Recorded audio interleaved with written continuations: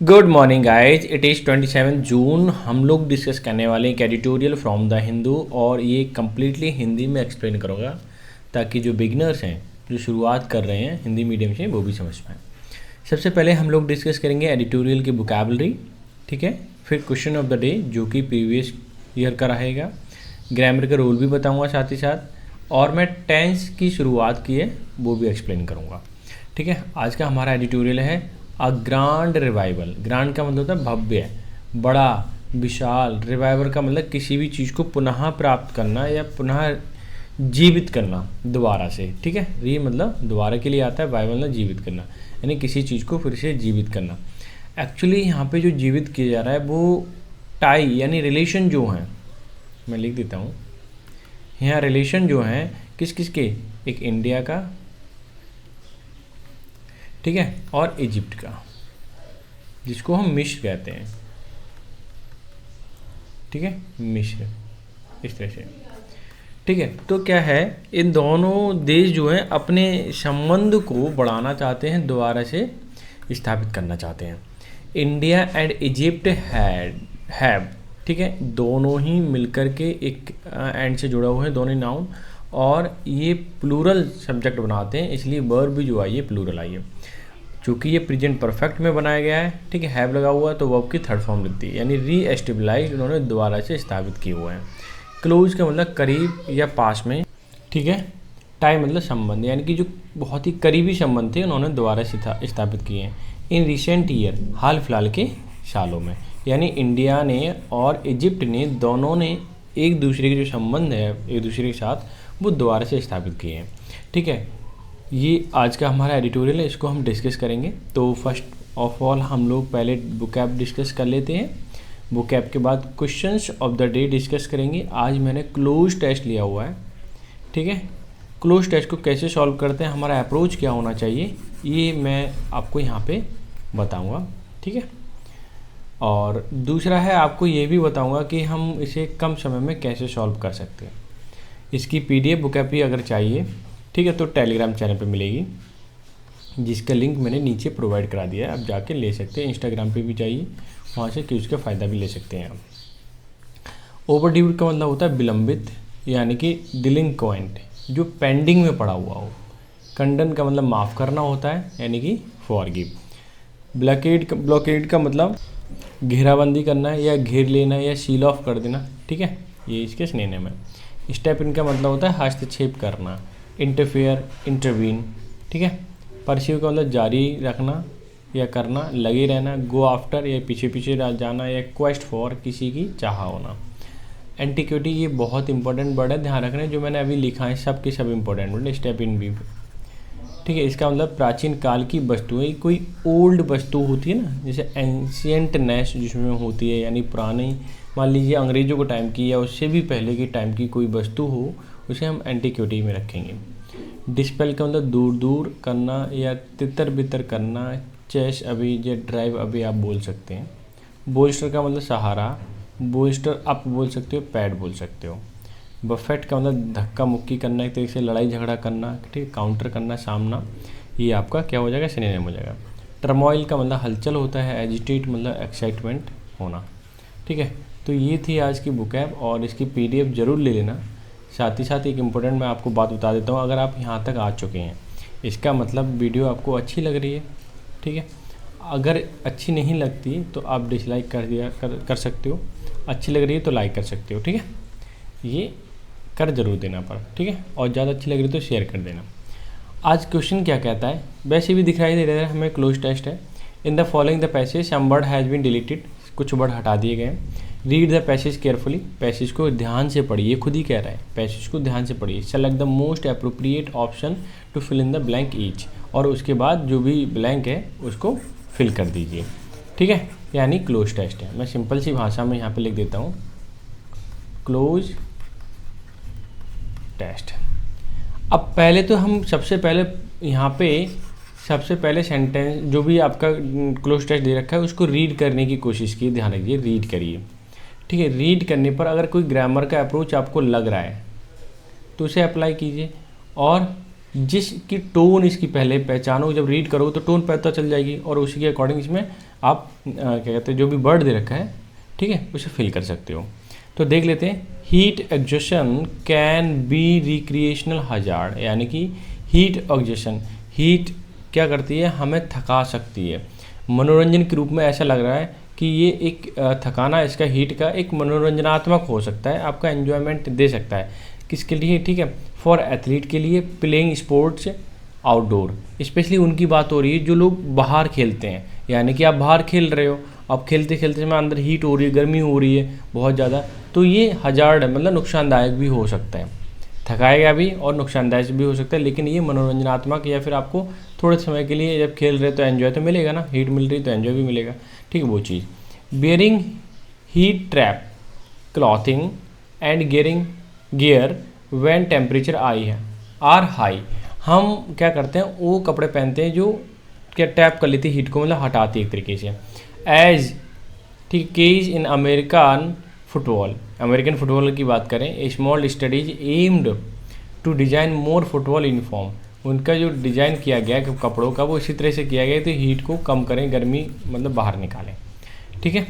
ये आपका समझ में आ गया, यानी कि ये टोन ये कहना चाह रहा है कि हीट से संबंधित है, कपड़े हमें उस हिसाब से पहनने हैं, यूनिफॉर्म उस हिसाब से डिज़ाइन की गई है जिससे कि गर्मी कम लगे खेलते समय, ठीक है, क्योंकि गर्मी लगेगी तो हमें नुकसान दे सकती है।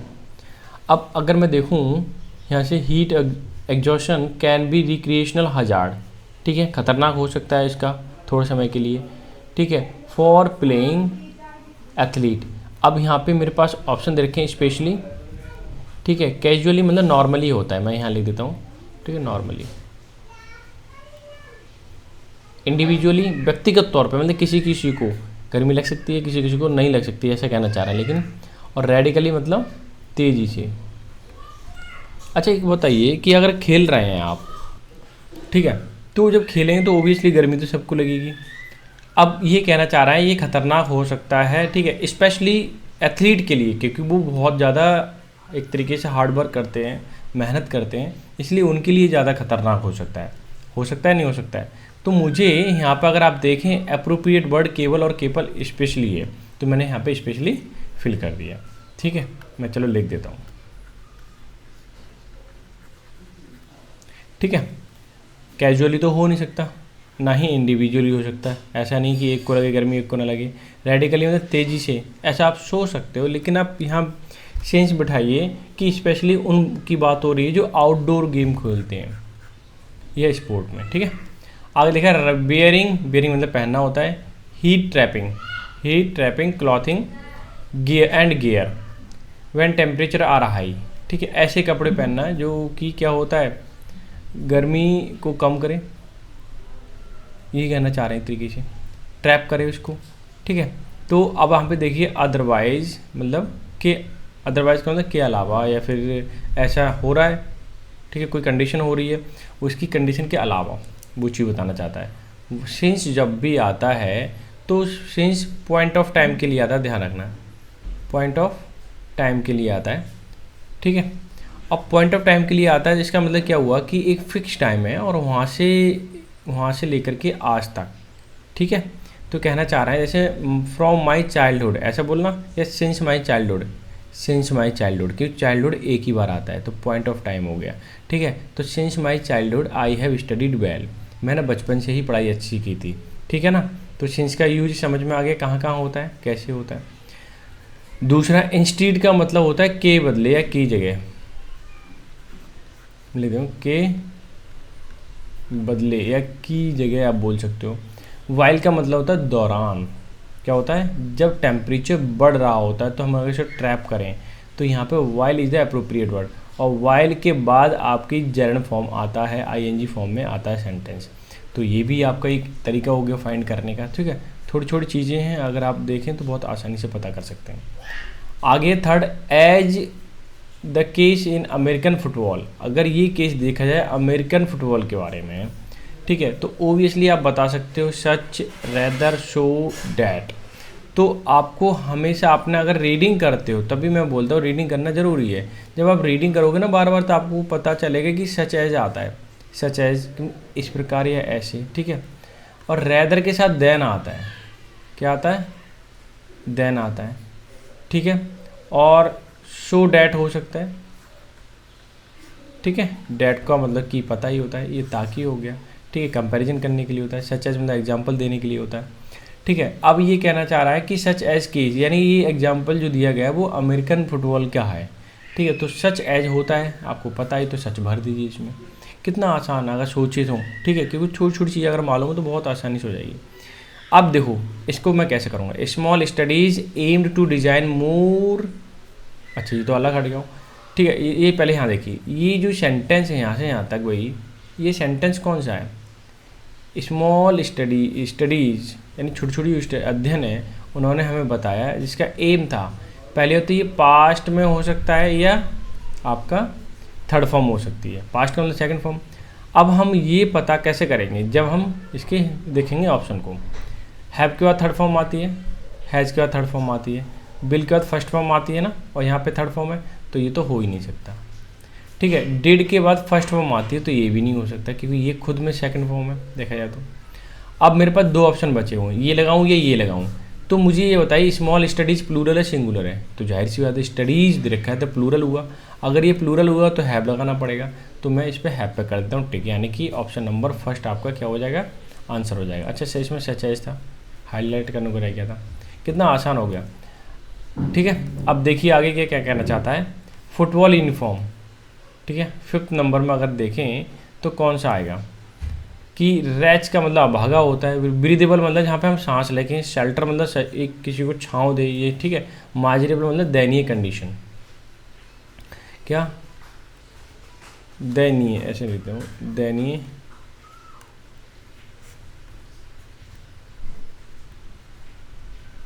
दयनीय कंडीशन, ठीक है। शेल्टर मतलब जो हेल्प करे एक तरीके से, ऐसे लिख देता हूँ मैं, ये छाँव दे, ठीक है, मदद करे।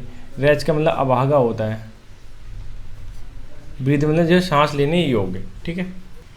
अब जहाँ से सांस ले सकें, तो ये कपड़े जो डिजाइन किए गए थे वो कैसे थे, ब्रीदेबल थे या नहीं थे, ऑब्वियसली ब्रीदेबल थे, यही कहना चाह रहा है, ठीक है। ऑप्शन देख सकते हो, फुटबॉल यूनिफॉर्म, ये लिखा रहा है small studies have aimed to design more breathable uniform, यही बताना चाह रहा है ना कि ज़्यादा से ज़्यादा जो कपड़े डिजाइन किए गए हैं, यूनिफॉर्म डिजाइन की गई, ज़्यादा से ज़्यादा ब्रीदेबल हो, जिसमें आराम से हवा जा सके, सांस ले सकें, यही कहना चाह रहा है ना। तो ऑप्शन नंबर सेकंड आपका करेक्ट आंसर हो गया, ठीक है। यानी कि कहने का मतलब मुझे ये निष्कर्ष निकला, अगर मैं देखूँ थोड़े से रूल पता हो आपको ग्रामर के, और वोकैब आपकी अच्छी खासी हो, ठीक है, और अंडरस्टैंडिंग जो रीडिंग स्किल, मैं यहाँ अंडरस्टैंडिंग जो रीडिंग स्किल लिख देता हूँ, क्योंकि अंडरस्टैंडिंग तो बहुत बड़ी हो सकती है, रीडिंग स्किल, इतनी चीज़ें, तीन चीज़ें अगर आप कर ली तो मुझे नहीं लगता कोई भी क्लोज टेस्ट आपका आपके हाथों से बच जाए, ठीक है, बहुत आसानी से कर पाओगे, ठीक है। अब मैं क्या करता हूँ, इसे रब कर देता हूँ, अब मैं लेके चलता हूँ टेंस, वो भी प्रेजेंट, मैंने प्रेजेंट की बात करी थी, प्रेजेंट इंडेफिनिट की बात करी थी, ठीक है। अगर मैंने प्रेजेंट इंडेफिनिट की बात करी थी तो मैंने आपको बताया था एक हैबिट वाला केस बताया था, ठीक है, और प्री प्लान का बताया था, और क्या था, शेड्यूल का बताया था, यही बताया था। ये तीनों कंडीशन क्या बताती हैं, प्रेजेंट इंडेफिनिट को बताती हैं। आपने क्या कहता ता, जैसे कि वाक्य के अंत में ता है, तिये ते आते हैं, ये सेंटेंस आपने पढ़ा था ना, तो ये जो रॉन्ग मेथड हो सकता है, इससे ज़रूरी नहीं है कि आप पता कर पाएँ, जज कर पाएँ कि ये टेंस कौन सा होगा इंग्लिश बनाने के लिए, ठीक है। जब बनाओगे तब आप कन्फ्यूजन भी हो सकता है। जैसे मैं एक एग्जांपल देना चाह रहा हूँ, जैसे सूरज पूरब में निकलता है,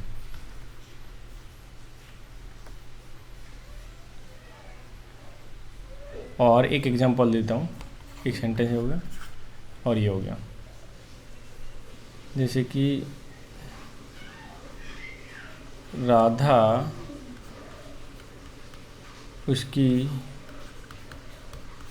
माता है, ठीक है। मैंने दो टेंस दे दिए, अब ये दो टेंस दे दिए और मैंने स्ट्रक्चर क्या होता है, स्ट्रक्चर लिख लेते हैं पहले, ठीक है, कि इंग्लिश बनाते समय स्ट्रक्चर कैसा होना चाहिए, सबसे पहले सब्जेक्ट आना चाहिए, वर्ब की फर्स्ट फॉर्म में एस या ई एस जुड़ना चाहिए। एस ई एस क्यों जुड़ता है? वर्ब को सिंगुलर बनाने के लिए, ठीक है। अगर सिंगुलर सब्जेक्ट है तो एस ई एस जुड़ेगा। फिर ऑब्जेक्ट, ये केस बताया था मैंने, फुल स्टॉप। अब सूरज पूरब में निकलता है, मैं ले देता हूँ द सन, ठीक है। वर्ब क्या है इसमें? निकलना, यानी राइज, ठीक है। ये सिंगुलर है, एक ही सूरज है तो एस लगा देंगे, राइजिस हो गया। अब ये भी सिंगुलर हो गया क्योंकि पहले प्लूरल थी वर्ब। देखो रूट फॉर्म जो होता है वर्ब का वो प्लूरल होता है, कल भी बताया था, इसलिए एस लगा दो, सिंगुलर बन गई, ठीक है। The sun rises in the east, ठीक है, क्लियर है। The sun rises in the east. एक सेंटेंस है राधा उसकी माँ है, तो लिखो राधा माँ यानी कि माता है। अब मुझे ये बताइए, इसमें ता है, ती है, एक तो ये सेंटेंस जब आपके दिमाग में क्लिक होता है तो आपको ये लग रहा होगा कि ता आ गया तो ये प्रेजेंट इंडेफिनिट हो गया। नहीं, प्रेजेंट इंडेफिनिट नहीं है, क्योंकि इसमें क्या नहीं है, इसमें कोई वर्ब ही नहीं है। अगर वर्ब नहीं है तो प्रेजेंट इंडेफिनिट नहीं हुआ, सिंपल प्रेजेंट हुआ ये, जिसमें इज आर एम का हम यूज करते हैं, ठीक है। तो हमें लिखना पड़ेगा राधा इज हीज मदर लिख दो, हर मदर लिख दो, कोई बात नहीं, कुछ भी लिख दो, ठीक है। क्या है, उसकी मम्मी है, माता है, ठीक है। यानी ता लगाने से आप ये कंफर्म तरीके से नहीं कह सकते कि प्रेजेंट इंडेफिनिट का, इससे तो ये जज हो गया। अब दूसरा मैं आपको ये बताना चाहता हूँ कि नॉर्मली आप क्या करते हैं, सूरज पूरब में निकलते हैं, बचपन से पढ़ते आए, इसलिए आपको तो पता ही था क्या कहते हैं प्रेजेंट इंडेफिनिट का है। सोचिए लॉजिकली कि अगर बाहर का कोई पर्सन हो जो नॉन हिंदी का हो, तो वो क्या सोचेगा कि ये इंडेफिनिट की कैटेगरी में रखा गया है, यही सोचेगा। जबकि सूरज भी एक है, डेफिनेट बात है, पूरब भी एक है, ये भी डेफिनेट बात है, निकलता भी है, ये भी डेफिनेट बात है। तो जब सब इसमें डेफिनेट है तो ये इंडेफिनिट क्यों हो गया? ये मैं आपको क्या देना चाह रहा हूँ, ये असाइनमेंट देना चाह रहा हूँ, ठीक है, पूछना चाह रहा हूँ, जबकि मैं इंडेफिनिट पढ़ा रहा हूँ, ठीक है। और इसका क्यों होता है इंडेफिनिट, ये हम कल जिक्र करेंगे, ठीक है। हालांकि आंसर इसी में ही है जो मैंने बता रखा है, ठीक है। फिलहाल आपको ध्यान रखना है, इतना समझ आया नहीं आया। दूसरा, अगर मुझे नेगेटिव केस बनाना हो तो नेगेटिव में क्या करूँगा, सब्जेक्ट डू या डज लगेगा, फिर नॉट लग जाएगा, फिर वर्ब की फर्स्ट फॉर्म और ऑब्जेक्ट। जैसे वह अपना काम नहीं करता है तो लिखेंगे ही डज नॉट। ध्यान देना ये सिंगुलर है, इसलिए हमने क्या सिंगुलर यानी कि डज लिया, फिर नॉट, ठीक है। वह अपना काम नहीं करता, ही डज नॉट डू, ठीक है, हिज वर्क, सिंपल। यानी कि ही सिंगुलर है तो हमने डज लिया, अगर ही यहाँ प्लूरल सब्जेक्ट होता तो हम क्या लेते, सीधा सीधा डू लेते, ठीक है। अब बोलोगे सर यहाँ भी तो डू ले लिया आपने, यहाँ डज क्यों नहीं लिखा? बिकॉज ऑफ आप लॉजिकली ये ध्यान रखिए कि कभी भी एक ही बार एक ही चीज़ को दो बार रिपीट नहीं करते, एग्जैजरेशन हो जाता है, सेंटेंस की ब्यूटी खत्म हो जाती है। क्योंकि यहाँ पे यस लगा दिया, यहाँ भी कैसे लगा सकते हो, एक काम को दो दो जगह नहीं कर सकते ना, ठीक है। तो ये वाला केस समझ में आ गया, अच्छा, ठीक है। और इसे मैं भी कर देता हूँ ड्राफ्ट। अगर मान लीजिए मुझे इसका इंटेरोगेटिव बनाना हो तो कैसे बनाऊँगा, हेल्पिंग वर्ब है ना ये,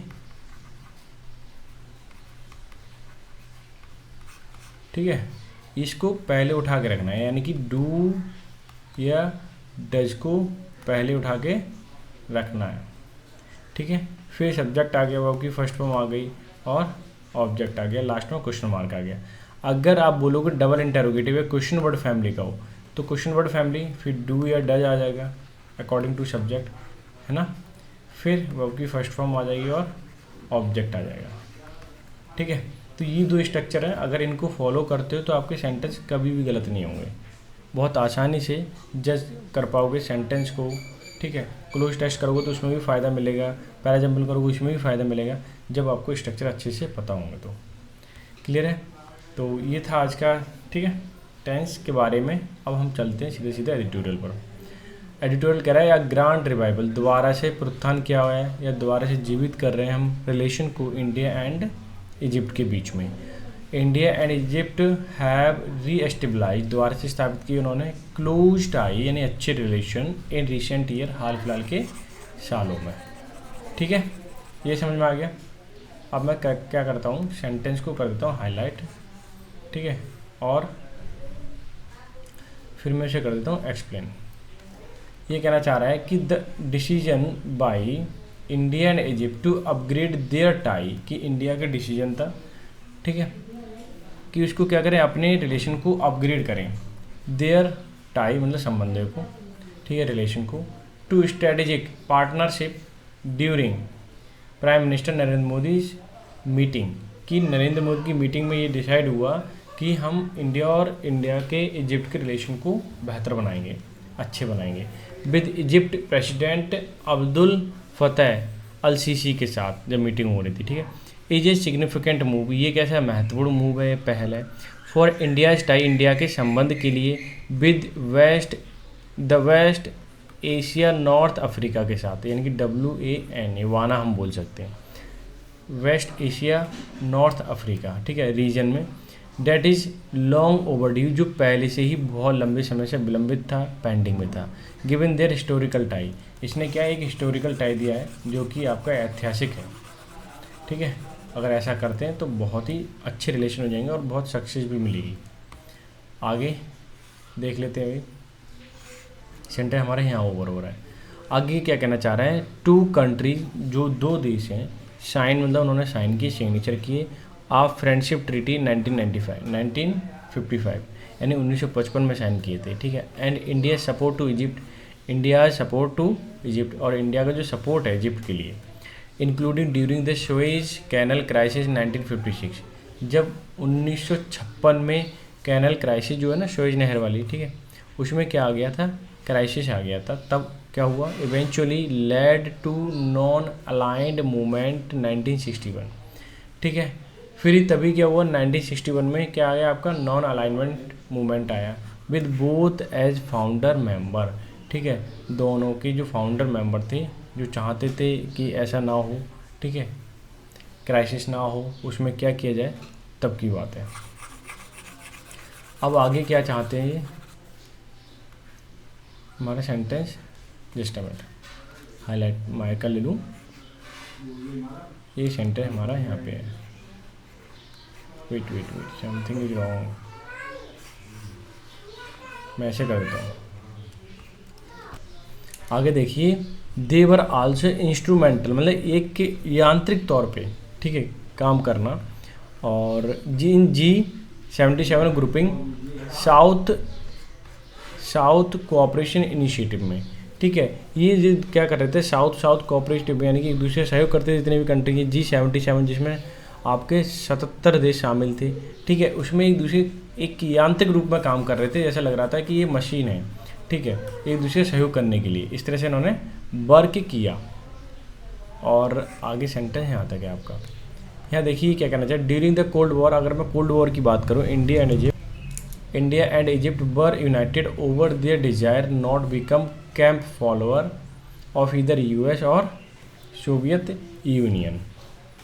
ठीक है, ये क्या कहना चाहिए, जब कोल्ड वॉर हुआ था, इंडिया एंड इजिप्ट दोनों ही क्या रहे थे, यूनाइटेड मतलब एक दूसरे से जुड़ के रहे थे, ओवर देयर डिजायर, जैसी उनकी इच्छाएं थी, not become a camp follower of इधर US और सोवियत यूनियन, कि उसमें सोवियत यूनियन था, US था।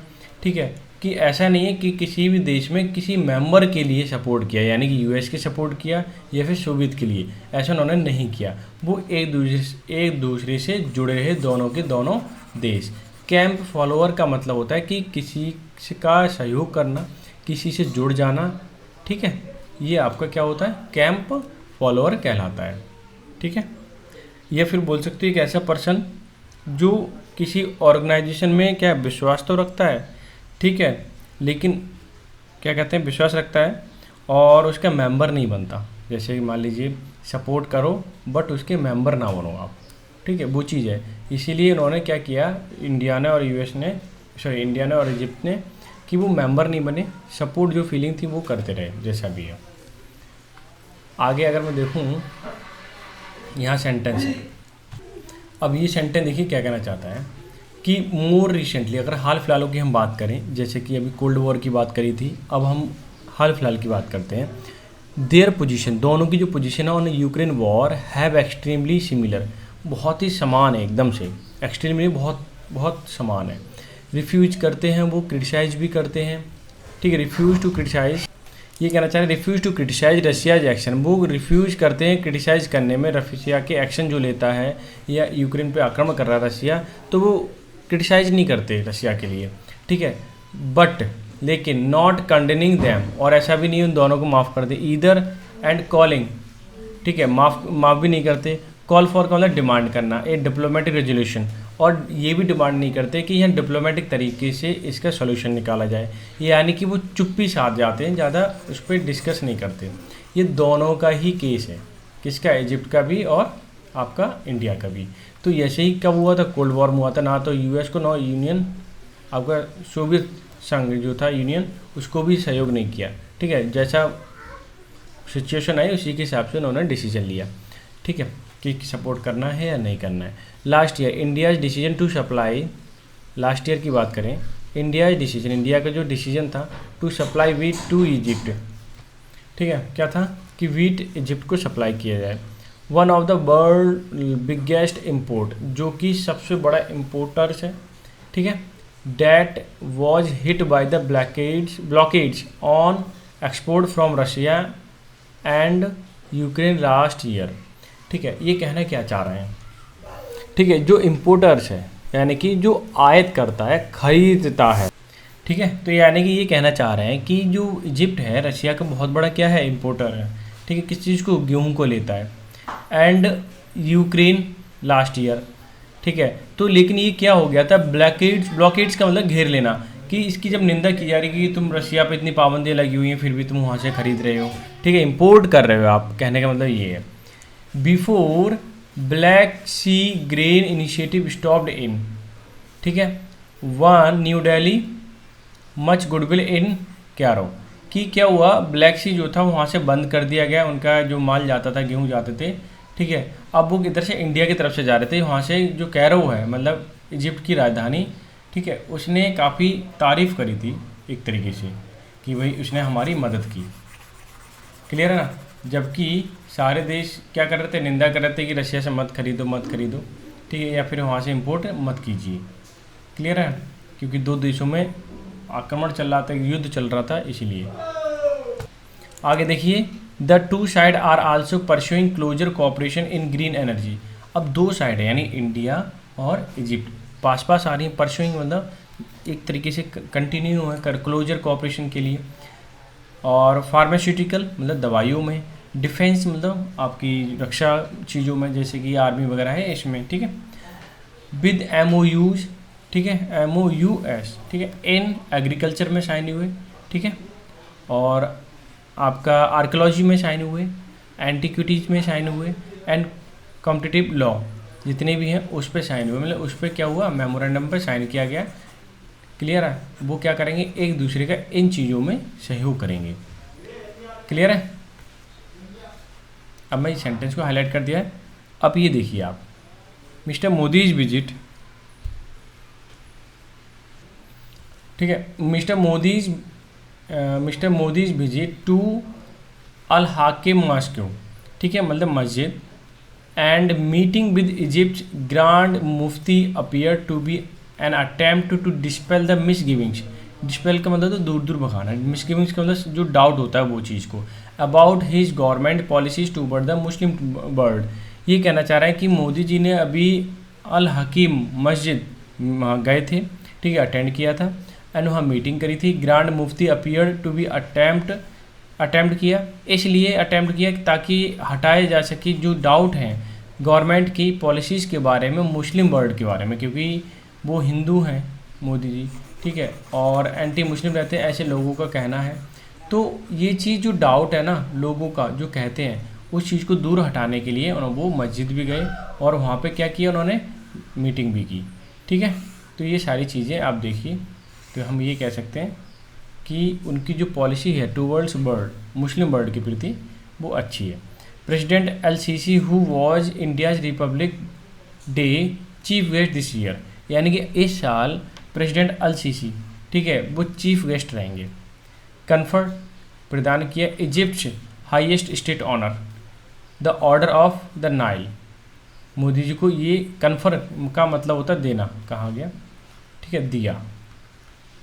मैं इसे रब कर देता हूँ, इसका मतलब दिया, ठीक है। और इसके साथ प्रीपोजिशन अपॉन या ऑन आती, ध्यान देना। Clear clear. अच्छा, आगे क्या है, इन्हें ऑर्डर ऑफ द नाइल मिला, ठीक है, ऑन मिस्टर मोदी, ठीक है। देखो कन्फर्ड के साथ ऑन आ गया, देखो ये लिखा है प्रीपोजिशन, ये कन्फर्ड के लिए। It is given to the world leaders and those who offered Egypt humanity invaluable service, यानी कि जो इजिप्ट के लिए इनवैल्यूएबल, जिसका अमूल्य हो, बहुत बड़ी वैल्यू हो एक तरीके से, ठीक है, और ये फिर मानवता दिखाई जाए देश के प्रति, तो ऐसे लोगों को ये ऐसा सम्मान मिलता है, ऑर्डर मिलता है, ठीक है। तो कौन से मिला है, the order of Nile, highest वहाँ का ऑनर है, ये सम्मान है, ठीक है। ऐसे लोगों को दिया जाता है जो ह्यूमैनिटी दर्शाते हैं और अच्छे काम करते हैं देश के प्रति। आगे बोला है इसमें, the two leaders will meet again as Egypt is a special invitee to the G20 summit in Delhi in September, कि सितंबर के महीने में G20 सम्मेलन होने वाला है। तो स्पेशल गेस्ट कौन है वहाँ पर, स्पेशल इनवाइटीज आपका इजिप्ट है, ठीक है। देखते हैं कुछ नया होने वाला है, इसका मतलब तो फिर इजिप्ट को इतना तरीके से इन्होंने बुलाया है, ठीक है, तो जाहिर सी बात है उसके साथ कुछ नया होने वाला है और नया काम करने वाले हैं और नए नए साइन होंगे, जिससे कि एक दूसरे का सहयोग किया जाएगा।